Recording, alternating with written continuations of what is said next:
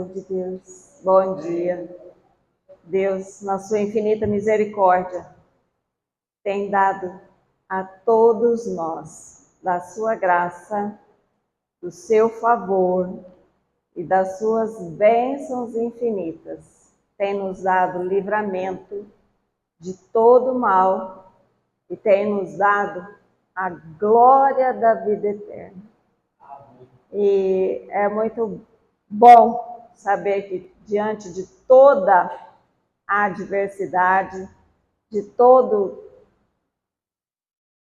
a dificuldade que a gente pode ter hoje, né, nós temos a consolação do Senhor. Nós temos a força, porque nós temos a palavra de Deus que nos sustenta e a palavra de Deus que nos dá a direção. Por isso eu gostaria de estar compartilhando com os irmãos hoje uma palavra que está em 1 Pedro.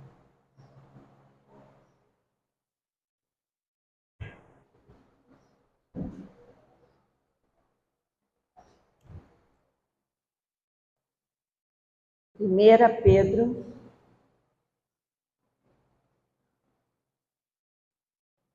nós vamos ler no capítulo 1.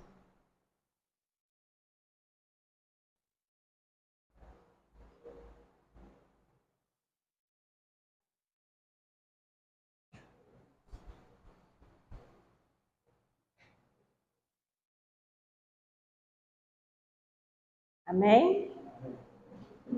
Vamos nos colocar de pé, então, diante do Senhor, em reverência à sua palavra. 1 Pedro, capítulo 1.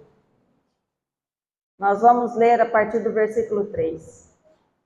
Bendito seja o Deus e Pai de nosso Senhor Jesus Cristo, porque de acordo com a sua extraordinária misericórdia, nos regenerou para uma viva esperança, por intermédio da ressurreição de Jesus Cristo dentre os mortos, para uma herança que jamais se extinguirá, nem tampouco será desonrada ou perderá seu valor.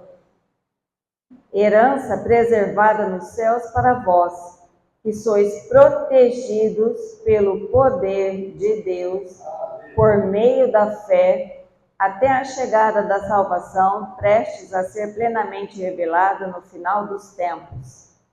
Portanto, nessa verdade, exultais, mesmo considerando que agora e por algum tempo ainda, tenhais de ser afligido por toda espécie de provação. Assim acontecerá para que a sinceridade da vossa fé seja atestada, muito mais preciosa que o ouro que se corrompe, ainda que refinado pelo fogo, resultando em louvor, glória e honra quando Jesus Cristo for revelado. Pois, mesmo sem tê-lo visto, vós o amais, e ainda que não estejais podendo contemplar seu corpo neste momento, credes em sua pessoa e exultais com indescritível e glorioso júbilo, porquanto estáis realizando o alvo da vossa fé, a salvação de todo o vosso ser. Foi exatamente a respeito dessa salvação que os profetas indagaram e examinaram, os quais profetizaram acerca da graça a vós outros destinada, buscando conhecer o tempo e as circunstâncias mais oportunas, indicadas pelo Espírito de Cristo, que neles estava, ao comunicar-lhes de antemão os sofrimentos que Cristo haveria de passar e as glórias que se seguiriam àquelas aflições. A eles foi predito que estavam ministrando não para si próprios, mas sim para vós, quando profetizaram as verdades que agora vos foram anunciadas, por intermédio daqueles que vos pregavam o Evangelho mediante o Espírito Santo enviado dos céus. Assuntos esses que até os anjos anseiam acompanhar minuciosamente. Assim sendo, estai com a mente preparada, prontos para agir, alertas, depositai toda a vossa esperança na graça que vos será outorgada na plena revelação de Jesus Cristo. Como filhos da obediência, não permitais que o mundo vos amolde às paixões que tinhas outrora, quando vivíeis na ignorância. Porém, considerando a santidade daquele que vos convocou, tornai-vos da mesma maneira santos em todas as vossas atitudes. Porquanto está escrito: sede santos, porque eu sou santo. Ora, se invocais como Pai aquele que julga imparcialmente as obras de cada pessoa, procedei com sincero temor reverente durante a vossa jornada terrena, porquanto estáis cientes de que não foi mediante valores perecíveis como a prata e o ouro que foste resgatados do vosso modo de vida vazia e sem sentido, legado pelos vossos antepassados, mas fostes resgatado pelo precioso sangue de Cristo, como de cordeiro sem mácula ou defeito algum, conhecido de fato antes da criação do mundo, porém revelado nesses últimos tempos em vosso favor. Por intermédio dele, credes em Deus, que o ressuscitou dentre os mortos e o glorificou, de modo que a vossa fé e esperança estão firmadas em Deus. Considerando, pois, que tendes a vossa vida purificada pela obediência à verdade, que leva ao amor fraternal não fingido, amai uns aos outros de todo o coração. Fostes regenerados, não a partir de uma semente perecível, mas imperecível, por meio da palavra de Deus, a qual é viva e operosa por toda a eternidade. Porquanto todo ser humano é como a relva, e toda a sua glória como a flor da relva, a relva murcha e cai a sua flor. Mas a palavra do Senhor permanece para sempre. E é essa palavra que vos foi evangelizada. Amém? Glória a Deus. Senhor Jesus, nós queremos, ó Pai, na Tua presença neste momento, glorificar o Teu santo nome, exaltar o Senhor pela Tua santa palavra lida neste local. Que o Senhor, ó Deus, perdoando os meus pecados, me use como instrumento do Senhor. Em nome de Jesus é que nós oramos. Amém. Pode sentar-se, né? Eu quis ler todo esse contexto, porque ele já fala muito por si mesmo. Eu gostaria de falar bem pouco hoje, por sinal, a respeito de tudo que Pedro já falou aqui. Pedro, ele, como todos sabem, ou se algum não sabe ainda, é a oportunidade, ele foi crucificado, né? A sua morte foi de cruz. Ele foi crucificado. Mas ele não se achou digno de ser crucificado da mesma forma como o seu mestre, o seu Senhor, o seu Salvador havia sido. Então ele pediu que fosse crucificado de cabeça para baixo.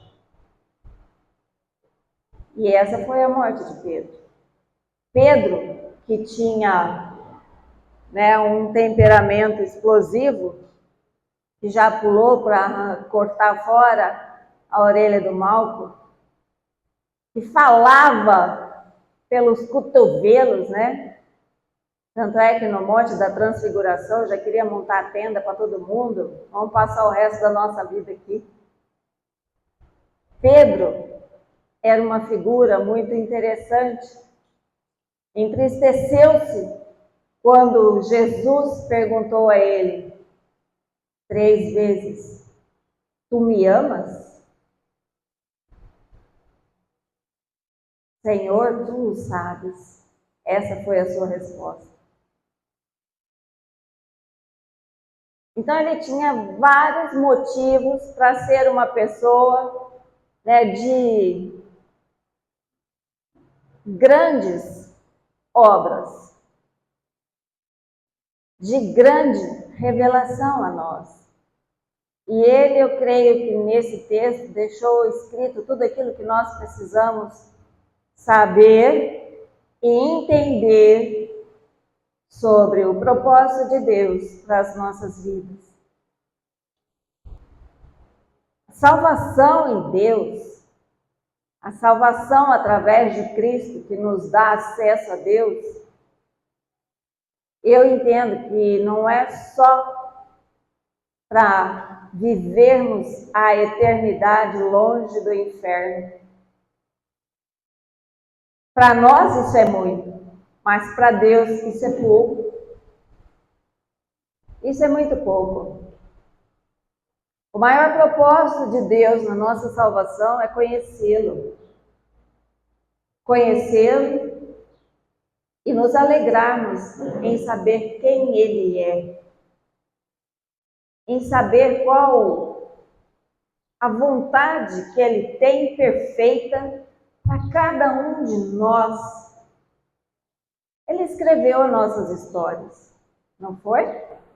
Antes da fundação do mundo, Ele nos elegeu para sermos livres, livres em Cristo Jesus. Essa liberdade que há em Cristo, ela precisa ser por nós valorizada como um lugar de muita honra. Honra. Nós precisamos entender o que significa ser honrado por Deus. Muitas vezes nós não pensamos, não meditamos, não questionamos a nós mesmos sobre isso. E muitas vezes aceitamos qualquer coisa, qualquer migalha, qualquer pedaço, sabe, de pão duro, como sendo melhor para nós. Nós precisamos entender qual o valor que nós temos. Tá, reconhecemos que somos pecadores, que somos dependentes de Deus, da sua infinita graça, misericórdia, para permanecermos vivos, porque erramos todos os dias, nós erramos, motivo de sobra até para Deus, né, fulminar a gente ali, assim, ao vivo, a cores, né, sem dar tempo da gente pensar. Mas a sua misericórdia é tão grande, a sua obra tem tanto valor, que Ele nos dá a oportunidade e tempo para nos arrependermos das nossas más obras, dos nossos pensamentos fúteis, das nossas, imaginação que vai além daquilo que Ele tem proposto para nós. Ele tem proposto para nós vida de paz, vida abundante, vida de obediência, vida de servir a Deus e servir a uns aos outros. Mas nós queremos estar em algum lugar que seja superior a esse, muitas vezes. E não é esse o evangelho que nós conhecemos. Não é esse o evangelho que nós estamos sendo preparados para viver com Deus na eternidade. É difícil, muitas vezes, jogar fora as nossas vontades, jogar fora aquilo que nós entendemos como verdade, porque nós criamos a nossa verdade. Se hoje, ao sair daqui, eu for conversar com cada um, individualmente, cada um vai ter uma verdade para me dizer a respeito do que está acontecendo aqui hoje. Mas e a verdade de Deus? Qual é a verdade de Deus neste lugar? A não ser que cada um de nós, independente de qualquer circunstância, de qualquer motivo contrário, venhamos valorizar a nossa salvação. Fazer crescer em nós a nossa fé e a nossa disposição em continuar. Continuar. É a continuidade que faz com que o Evangelho cresça, que ele prospere, que ele desenvolva, que ele dê frutos. Se nós desistirmos no meio do caminho, a flor seca, a flor murcha, mas a palavra, ela será para sempre. Muitas vezes nós não vemos motivos para perseverar na fé. Nós pensamos que já tentamos de tudo, que chegamos até onde nós chegamos com muito esforço, com muita luta, com muita dor, mas nós não chegamos ainda no ponto do sangue, o sangue de Jesus. Jesus verteu um sangue muito mais precioso do que ouro refinado. E nós não chegamos a esse ponto ainda. E é essa a mensagem que eu quero trazer hoje, diante dessa leitura.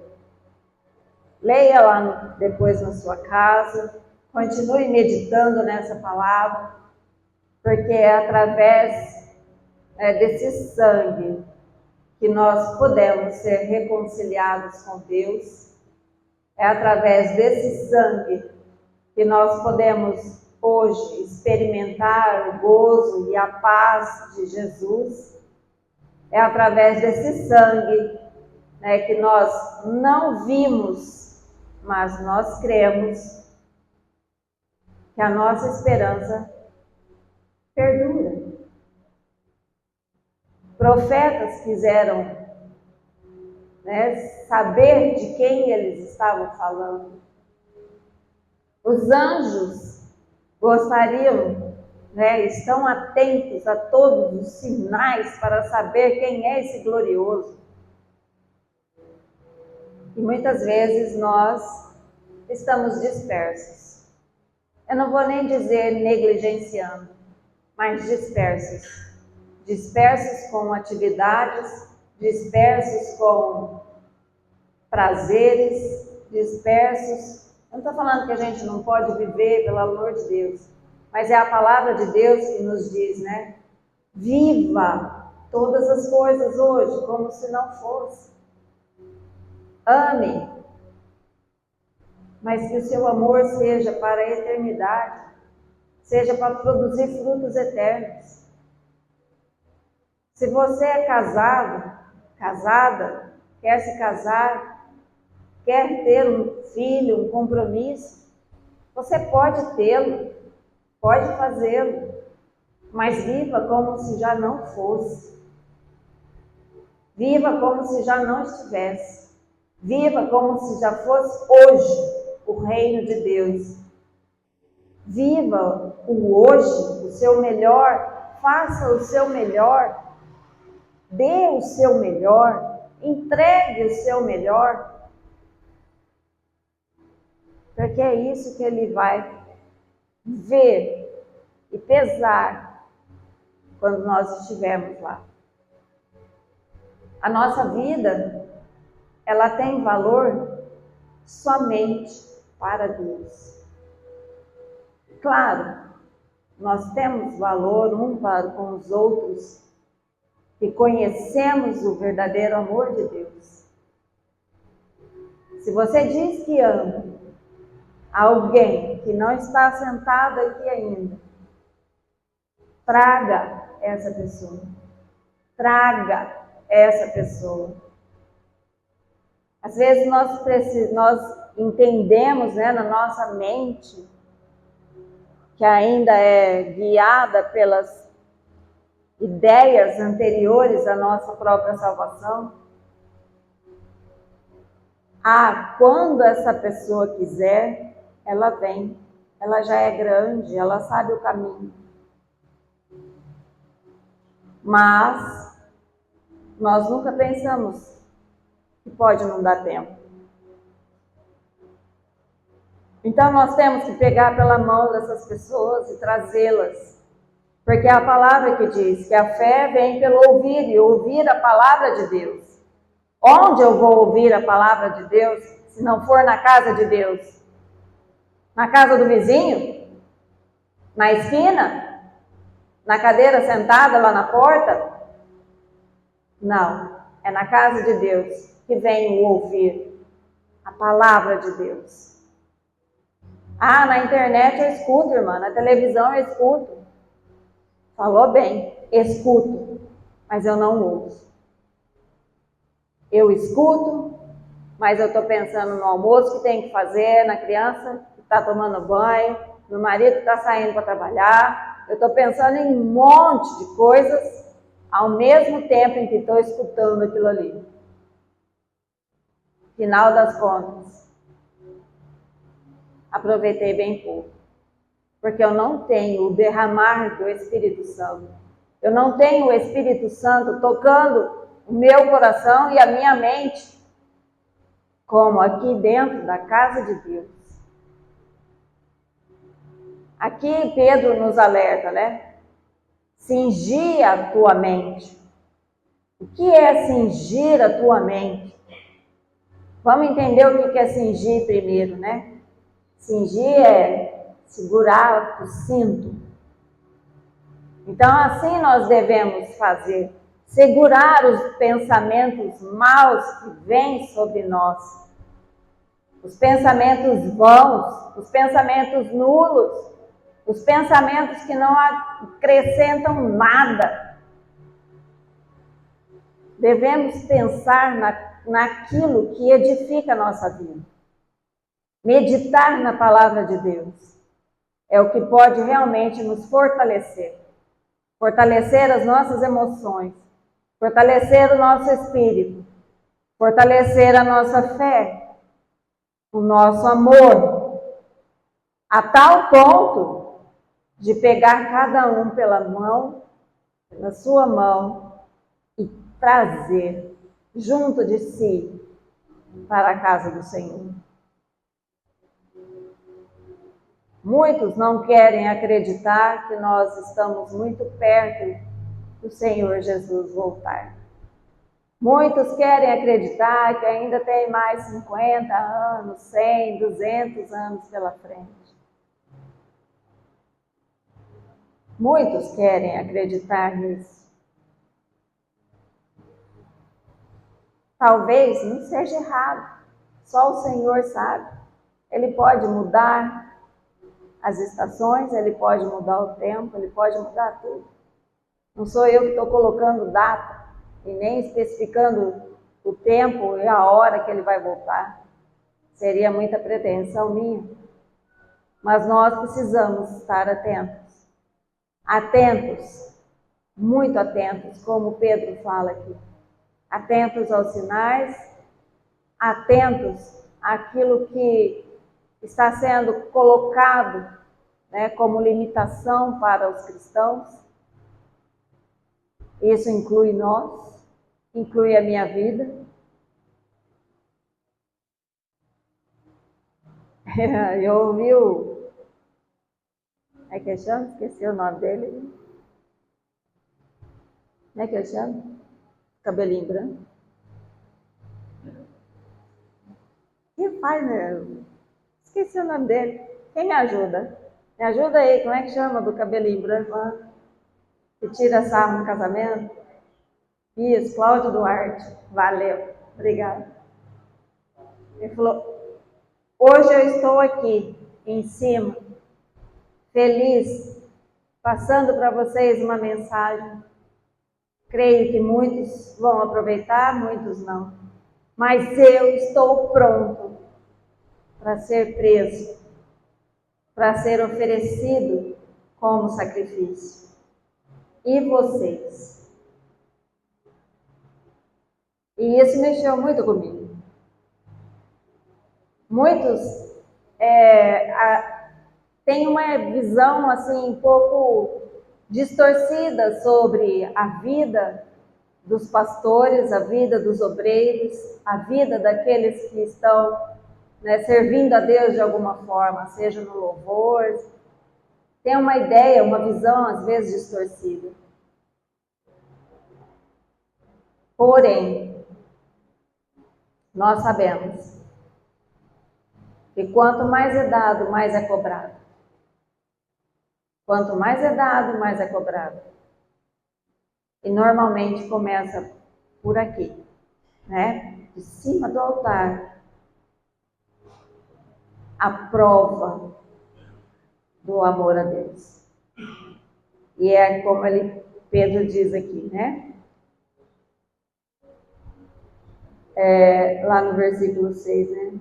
Mesmo considerando que agora e por algum tempo ainda tenhais de ser afligido por toda espécie de provação, assim acontecerá para que a sinceridade da vossa fé seja atestada.